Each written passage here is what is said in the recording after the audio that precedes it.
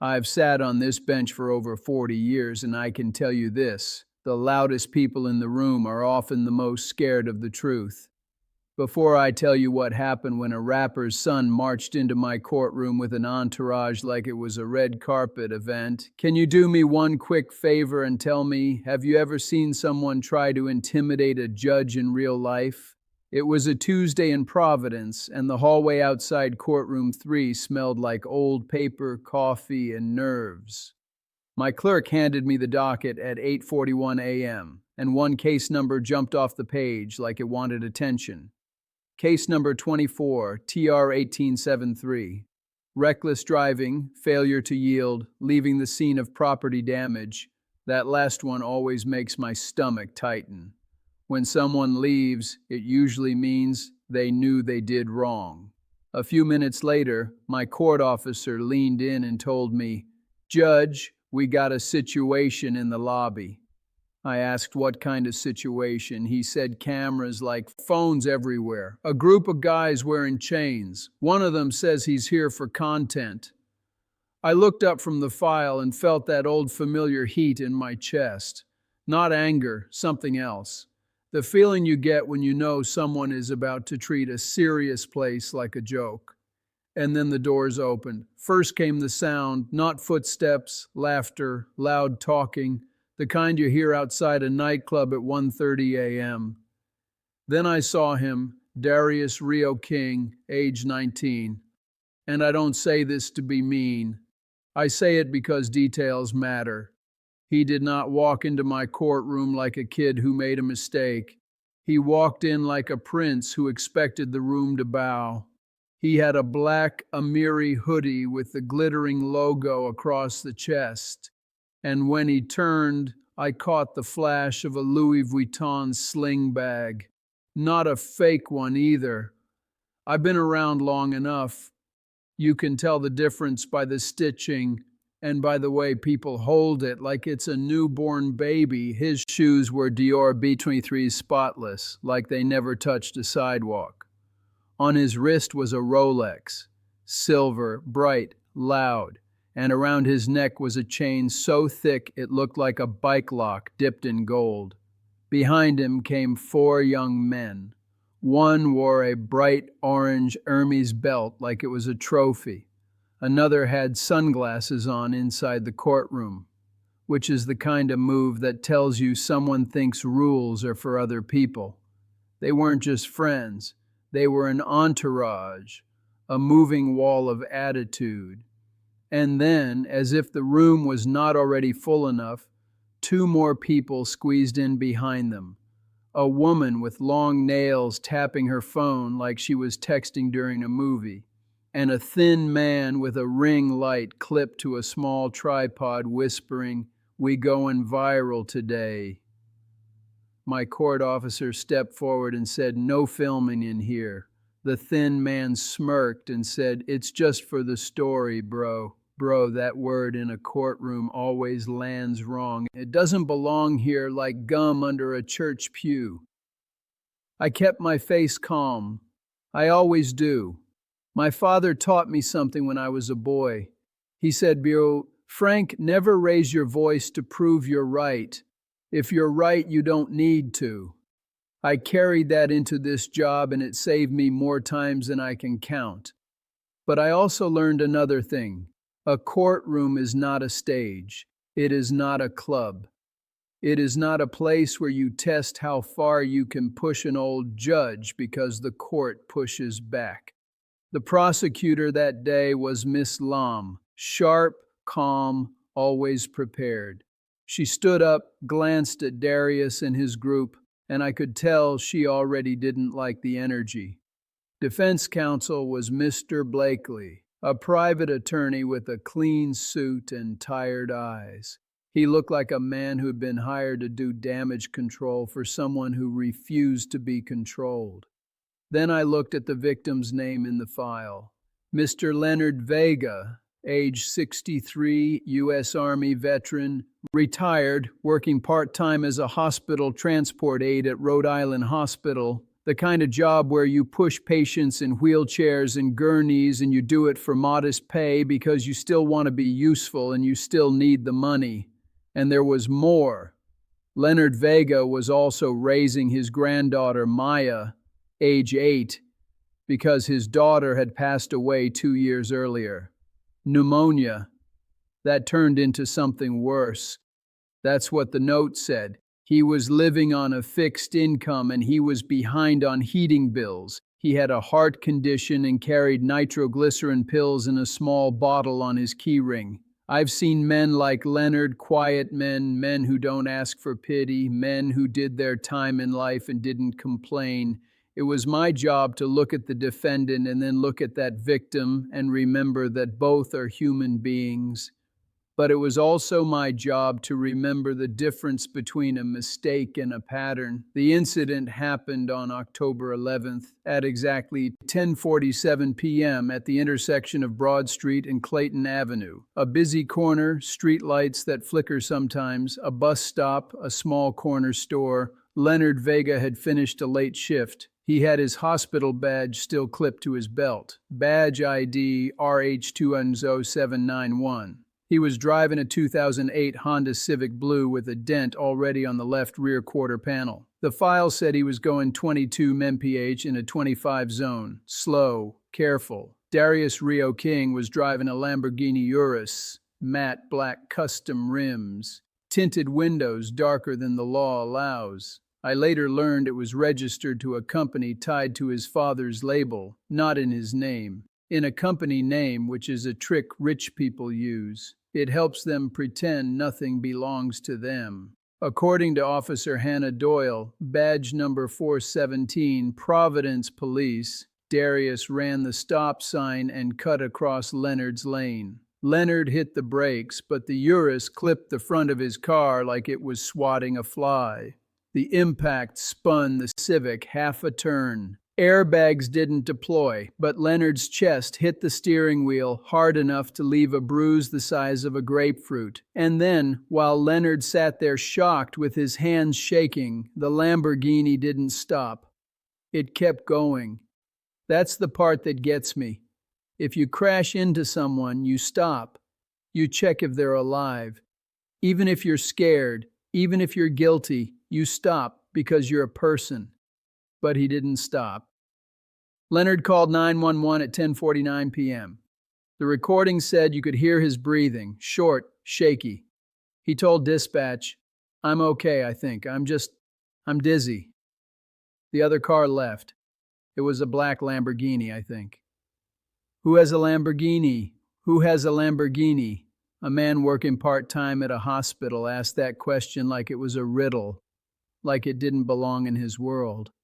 The next day, Leonard missed work because his chest hurt, and Maya missed school because he didn't trust leaving her alone. He went to urgent care. They told him he had bruised ribs and a strain near his sternum. They gave him pain pills and told him to rest.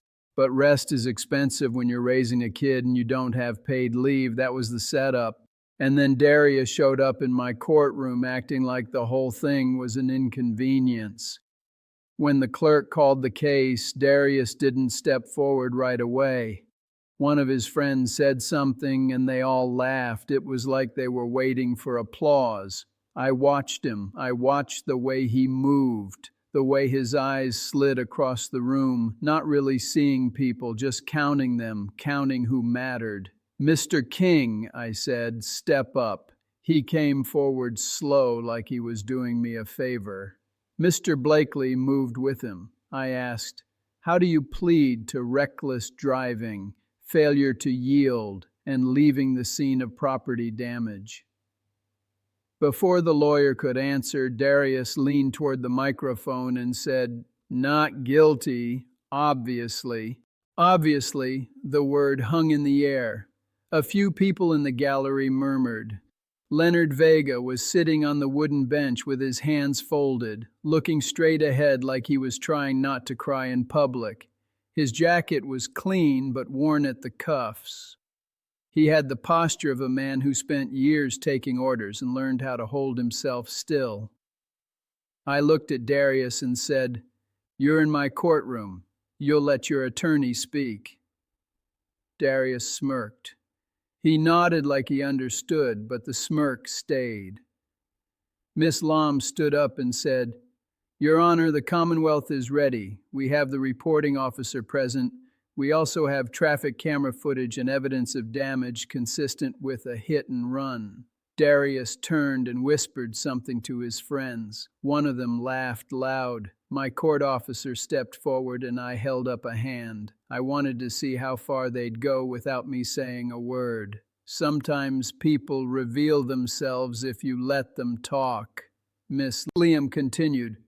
The defendant was operating a matte black Lamborghini Urus. We have a partial plate from the traffic camera. The vehicle was later located at 2:23 a.m. in a private garage on Harrison Street with fresh damage to the front, right bumper and rim. Darius shrugged like she was describing the weather. Miss Lom looked right at him and said, "The victim is present, Mr. Vega." Leonard stood slowly. He didn't glare. He didn't point. He just stood and said, "Good morning, Judge." His voice was steady, but his eyes looked tired. The kind of tired that doesn't go away with sleep. I said, "Good morning, sir." Then I looked at Darius again and asked, "Do you understand what leaving the scene means?" "It means you hit someone and decided your time was more important than their safety." Darius leaned in and said, "My time is important." Yeah, there it was. I heard a soft gasp from somewhere behind him. Maybe the woman with the nails, maybe someone else. But that line changed the air in the room. It went from tense to electric. Mr. Blakely cleared his throat fast. "Your Honor, my client is young. He may not be expressing himself properly." Darius cut him off. "Man, I'm expressing myself fine." I turned slightly toward the entourage. One of them had his phone half lifted, not filming openly, but angled like he was ready. I said, "No phones. Put them away. If I see one more device up, I will clear the room." They froze for a second. Then one of them rolled his eyes and stuffed the phone in his pocket. Miss Lom asked to play the video. The clerk queued it up. The footage showed the intersection, the Civic, the Urus, the stop sign. The Urus didn't even slow down. It cut like a knife, and the Civic jolted and spun. You could almost feel Leonard's body hit the wheel just by watching. Then the Urus sped off. Miss Lom said, "For the record, the defendant's speed is estimated at 48 miles per hour in a 25-mile zone based on frame-to-frame analysis from the traffic camera." Darius laughed. "Actually laughed," he said. "That's cap." Miss Lom didn't blink. Officer Doyle will testify that the defendant's vehicle was found with damage and the rim had blue paint transfer matching Mr. Vega's Honda Civic. Darius turned around and mouthed something to his friends. They snickered. And right then I felt that moment I felt 100 times in my career. The moment when someone thinks they can bully the room into bending. They don't understand that the courtroom doesn't bend for fame. It bends for truth. Now do me a favor. I want to see who's really paying attention. I dare you to stay with me through the next part because the evidence didn't just get worse. It got personal. Officer Hannah Doyle stepped up. Badge number 417. She was direct and professional. She described arriving on scene at 10:56 p.m. She described Leonard's bruising and the way his hands shook when he handed over his license. She described finding bits of black plastic on the road and a small piece of a custom rim cap. Then she described what happened at 2:23 a.m. She said, "We received an anonymous tip from a garage attendant on Harrison Street. He reported a matte black Urus pulled in, front right bumper damaged, wheel scraped. The driver was a young male wearing a black hoodie. He was accompanied by multiple males. They appeared intoxicated. Darius scoffed. Anonymous tip so anybody can say anything. Officer Doyle looked at him and said, "We recovered surveillance video from the garage. The driver's face is visible." Ms. Lom played it. There he was, Darius, hoodie, chain, walking into the garage like he owned the building. In the video, one of his friends pointed at the damaged rim and laughed. Darius lifted his hands like, "So what?" Then he said something. The video had no sound, but his mouth formed the words clear as day. "I don't care." I watched Leonard Vega's face while the video played. He didn't look angry. He looked ashamed, like he couldn't believe he had to stand here and explain his pain to someone who thought it was funny. Ms. Lamb said, "Your Honor, the Commonwealth is also introducing a repair estimate for the victim's vehicle. Total cost $38,417. The victim has liability-only insurance. He cannot afford the repairs." Leonard swallowed hard. His hands tightened together. I asked him softly, "Mr. Vega, what does this mean for you?" He looked at me and said, "It means I can't drive Maya to school. It means I can't get to the hospital to work. I've been taking the bus, 2 buses. It takes me an hour and 40 minutes. I'm not asking for sympathy. I did everything right." I nodded. "How long did you serve?" He said, 8 years, Your Honor. Army, 1981 to 1989. Any deployments?" He hesitated. "Not like the young guys today, but I served. I did what I was supposed to do."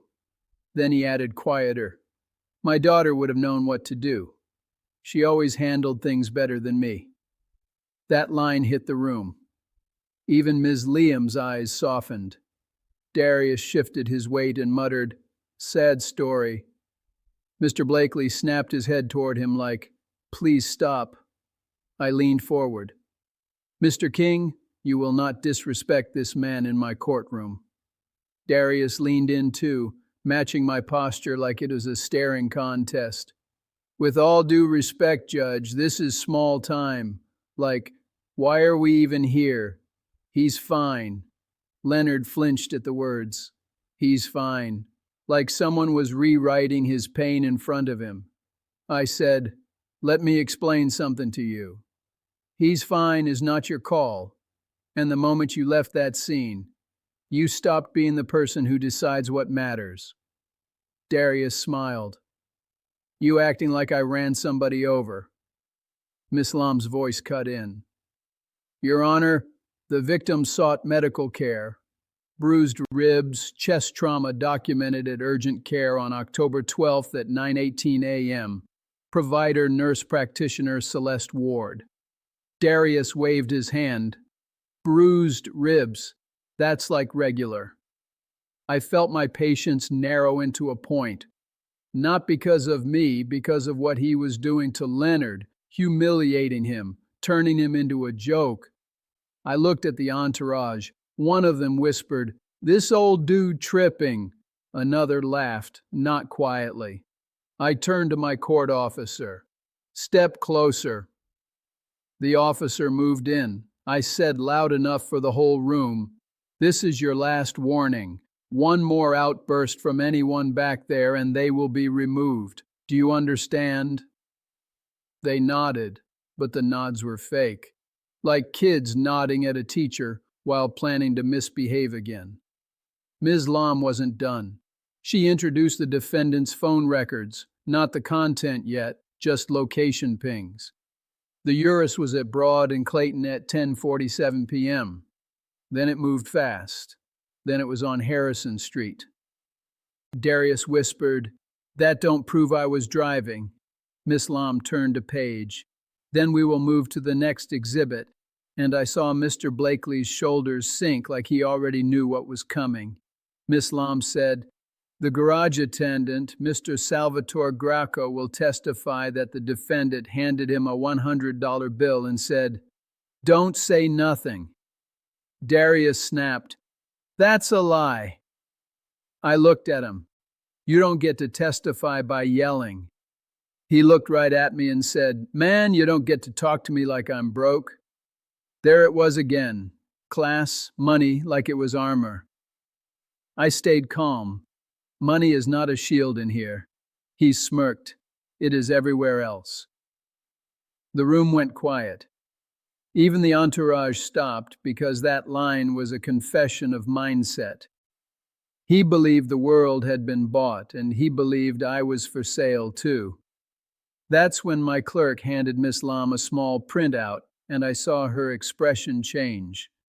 Not surprise, more like, "This is worse than I thought." She said, "Your Honor, with the court's permission, I'd like to introduce social media content posted by the defendant at 11:12 p.m. on October 11th.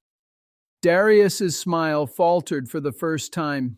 He said, Nah, that's not Miss Lam," held up the printout. Instagram story, username or Rio King official verified account. The story shows the interior of a Lamborghini with visible damage on the passenger side dashboard reflection, and the caption reads, "Hit a broke boy whip, lol." Leonard's face drained. He gripped the bench to steady himself and the entourage. One of them let out a quiet, "Oh, they knew, they had seen it, they just didn't expect it to be used in court," Ms. Lam continued. The next frame shows the defendant laughing with friends, and the caption reads, "Court tomorrow. I'm aware my Dior, so the judge know I'm not one of them." I felt the sting of it. Not for me, but for what it said about the court, about the idea of equal justice.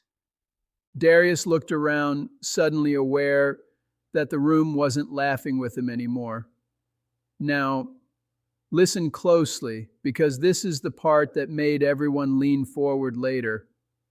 You're going to want to hear what was hidden inside those posts and why it blew the whole case wide open.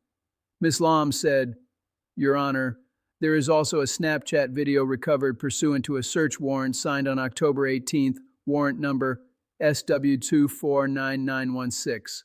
The defendant posted a video at 12:06 a.m. stating, 'I'll pay the ticket and go home. These old judges love money,' end quote." Darius snapped, "That's taken out of context." I said, "What context makes that acceptable?" He shrugged, then leaned in and said, "You don't know my life, Judge. You probably never sat in a Lambo. You probably ride a bus like him." He pointed at Leonard when he said him. It wasn't just disrespect. It was a direct insult wrapped in class warfare. He tried to make poverty sound like a disease, and that's when my voice got very quiet. I said, "Young man, I grew up with nothing. My father worked until his hands cracked. I don't need a Lamborghini to know what dignity is." He smiled like he enjoyed pushing. Then Ms. Lam delivered the twist that turned this from a traffic case into something darker. The room changed again like someone opened a door to winter. Darius's entourage stopped moving. 1,